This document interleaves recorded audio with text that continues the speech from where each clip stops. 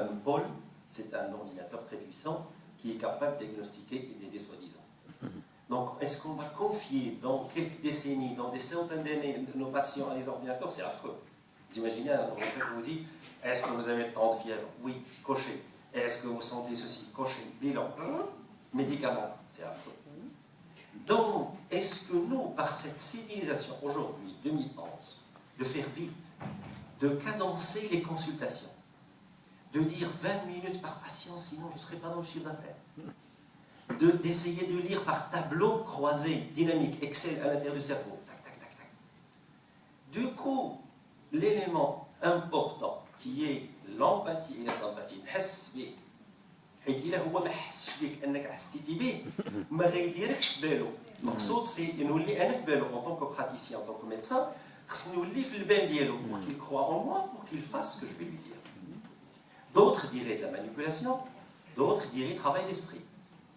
Qu'est-ce qui distingue le manipulateur de celui qui croit dans l'esprit? Nia, c'est la foi. Et l'acte médical, c'est un acte de foi.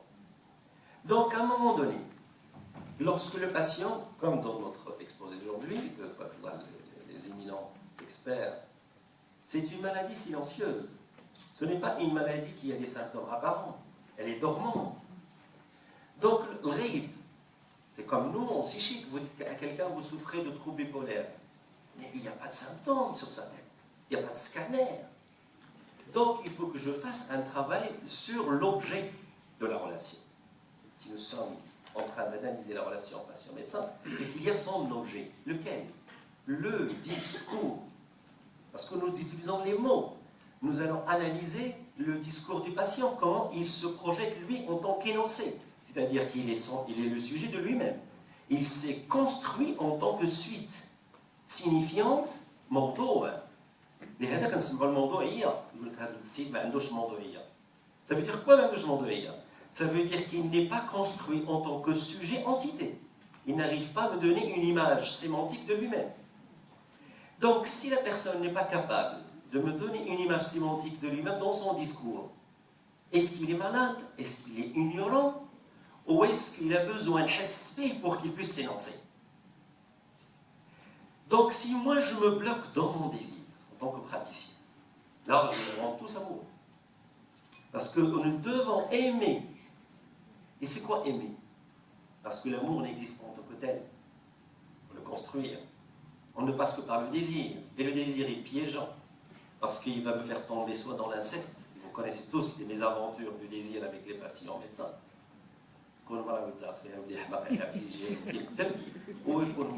Etc. Donc, comment on va jouer de ça? Y a-t-il une manière d'être?